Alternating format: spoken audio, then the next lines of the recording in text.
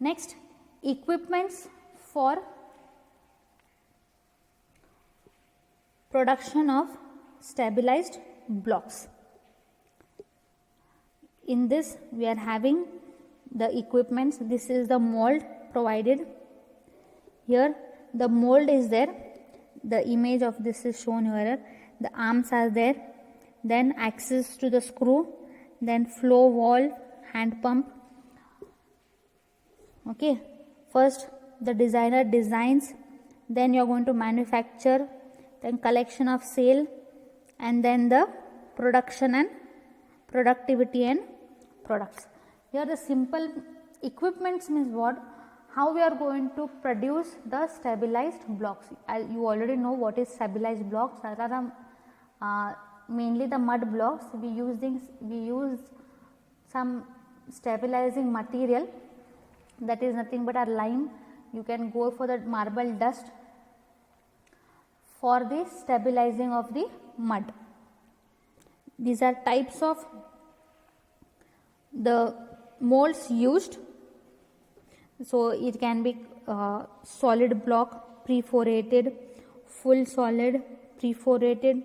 Some can be horizontal grooves, vertical grooves, then rectangle, triangular shape, or you can have reinforced, or you can have some special, how the designer wants.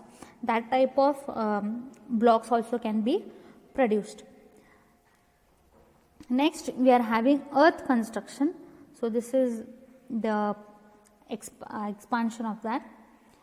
Next, molds and methods for production of precast elements. Precast elements was what?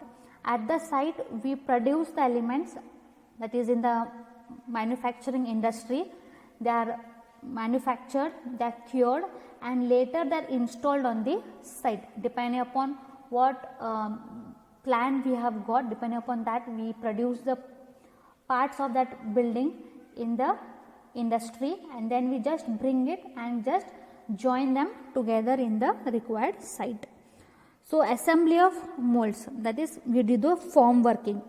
Now different types of form works are done. First the reinforcement is placed and the form work is done depending upon the size and shape of the element required. Now once you have done the form work, we have to check the horizontal or the flatness of the base. Next, for this square, how do you have the perfect 90 degrees basis? Next, the cleaning, that is once you have the form work ready, we give the greasy layer for it. That is a greasy layer, grease is applied, it is cleaned properly, and then preparation means what? Application of grease, so that the concrete doesn't adhere to the base. Next, fixing the rebars, checking of the reinforcement. Checking of the reinforcement is as per the design, the diameters. If it is a two-way slab, then the diameter of the bars, whether the main bars are placed in the y direction and the main distribution bars are placed in the x direction. Those all checkings you have to do. You have to check the minimum center to center distance, then the tying, then you have to check even for the cover. These all checking you have to do.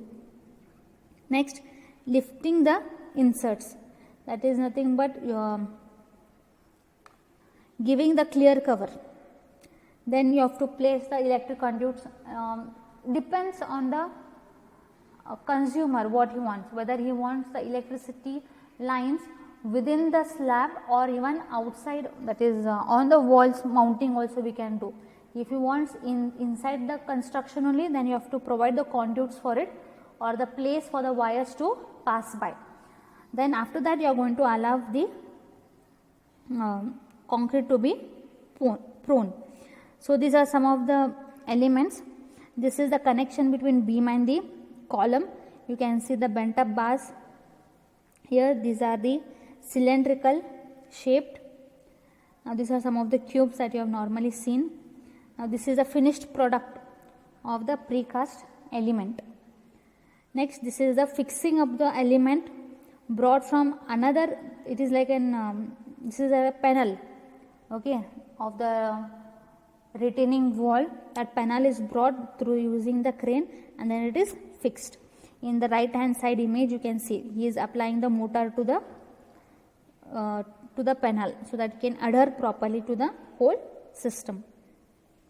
Next, concepts in building, cost saving techniques in planning, design and construction. So elements of cost means what?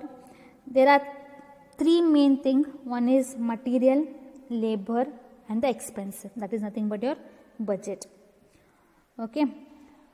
In that first one, if you speak about the material, it moves from one point to another point. So, that is the cost of cement, cost of your fine aggregate, your coarse aggregate. This all is common. The main basic is material means what? What type of building you are going to construct. If it is an RCC building or if it is a composite building. Normally we don't go everything for RCC. We have a combination of steel as well as with the concrete. The material that going for the interior works, what kind of design we are having, this all comprises for your material also. Next is cost saving techniques in planning, design and construction. Freeze out the requirement, that is minimum amount of requirement or the essential things you require in your planning, that is important. Hire a good architect, get complete set of drawings, get detailed billing costing so that your cost estimation doesn't move ahead or forward more. Then know the schedule completely, because if you cross the schedule you have to pay more even to the laborers, that is extra day work what they will be doing, you have to pay for them extra. So execution is what? To get the permissions, to hire a contractor to bring the material on time, checking of the procedure of the project, what is going on, then how to install, then focus on the first element that you require. Focus safety and security if house first, in-house first, not if house, it is in-house first. That is, you have to take care of the laborers that are taking or constructing or working at your place. Next is comparison of the materials and techniques. First we will be seeing for the ferro cement channels. Now this is a building used, constructed using the ferro cement channels. The another one is using the RCC slab.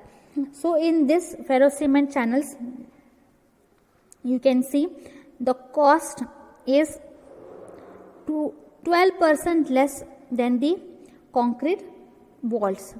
But what is the emission of the carbon dioxide? It is 4 times more.